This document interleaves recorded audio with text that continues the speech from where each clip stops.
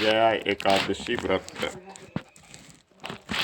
सर्वसिद्धि प्रदायक माघ मास के शुक्ल पक्ष की इस एकादशी का नाम जया एकादशी कहा गया है। सर्वसिद्धि प्रदायक माघ मास के शुक्ल पक्ष की इस एकादशी का नाम जया एकादशी है।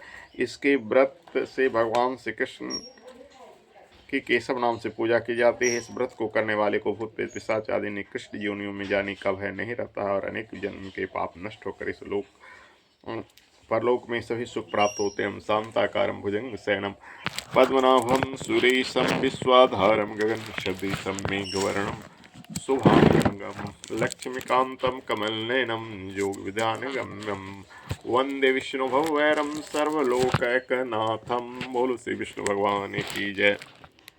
धर्मराज युधिष्ठिर ने भगवान श्री कृष्ण से कहा, हे जनार्दन, आपने माघ मास के कृष्ण पक्ष की खरतिला एकादशी का अत्यंत सुंदर वर्णन किया है। अब आप कृपा करके माघ मास के शुक्ल पक्ष की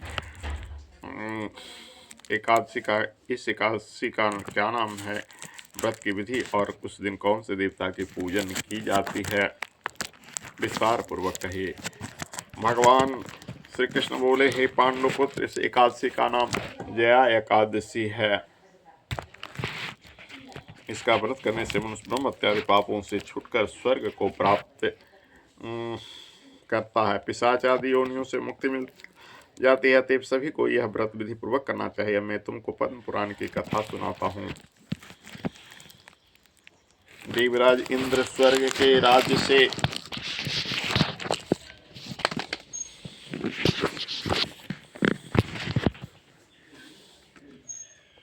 देवराज इंद्र स्वर्ग में राज करते थे और अन्य सभी देवगण सुखपूर्वक स्वर्ग में रहते थे। एक समय इंद्र अपने नंदन वन में अप्सराओं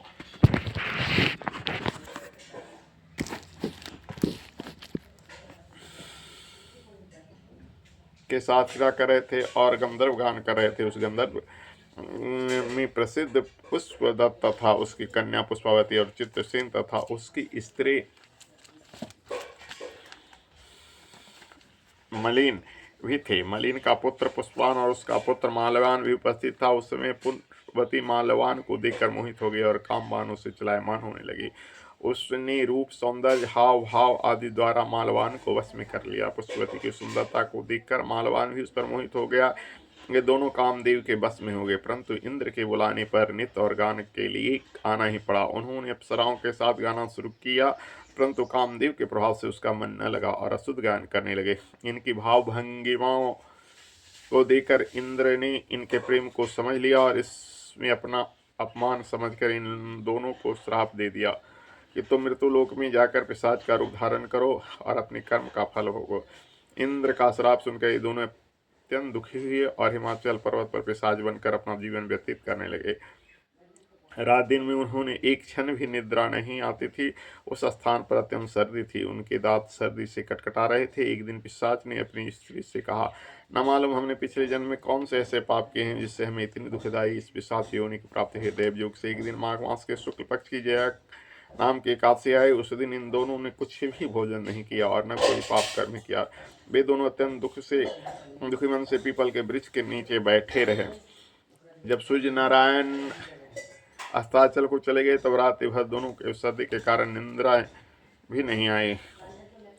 दूसरे दिन प्रातःकाल होते ही इस व्रत और रात्रि जागरण के प्रभाव से इनके पिशाच से देह छूट गई और अत्यंत सुंदर वस्त्रों तथा आभूषणों से अलंकृत होकर दोनों ने स्वर्ग लोक को प्रस्थान किया। उस समय आकाश में देवगण तथा गंधर्व उनका स्तुति तथा पुष्प वर्षा करने लगे। स्वर्ग में जाकर इन दोनों देवराज इंद्र को प्रणाम किया। इंद्र ने इनको उनके प्रथम रूप में देखकर अत्यंत चकित होकर पूछा, तुम अपनी पिशाच योनि से किस प्रकार छुटकारा पाया, सब हाल बताओ। यह सुनकर माल्यवान बोले, हे देवेंद्र, भगवान विष्णु की कृपा और जया एकादशी से हमारी पिशाच देह छुटी है। तब इंद्र बोले, हे माल्यवान, भगवान की कृपा एकादशी के व्रत करने से न केवल तुम्हारी पिशाच योनि छुटी है वरन हम दोनों के भी वंदनीय हो गए हो। भगवान विष्णु और शिव के भक्त हम लोगों के लिए भी वंदनीय हैं, अतः आपको धन्य है। अब आप पुष्पावती के साथ जाकर विहार करो। श्री कृष्ण ने अंत में कहा, हे राजा, युधिष्ठिर, इस जया एकादशी के व्रत से बुरी योनि छूट जाती है। जिस मनुष्य ने इस एकादशी का व्रत किया है उसने मानो यज्ञ, जप, दान आदि सभी पुण्य कार्य किए हैं। जो मनुष्य जया एकादशी का व्रत करते हैं वे अवश्य 1000 वर्ष तक स्वर्ग में निवास करते हैं। शांताकार भुजंग सेन पद्मनाभं सुरेशम विश्वाधारं गणपति सम्मिक वरं शुभांगं लक्ष्मीकांतं कौर्णेयं योगी ज्ञानगम्यं वन्देविष्णुभवहरं सर्वलोकैकनाथं सत्यं सशंख चक्रं सक्रीटकुण्डलं सवितवस्त्रं सरशीर्षं सहारवक्षस्थलकौस्तुभं नमामि विष्णु शिरसां चतुर्भुजं। बोले श्री विष्णु भगवान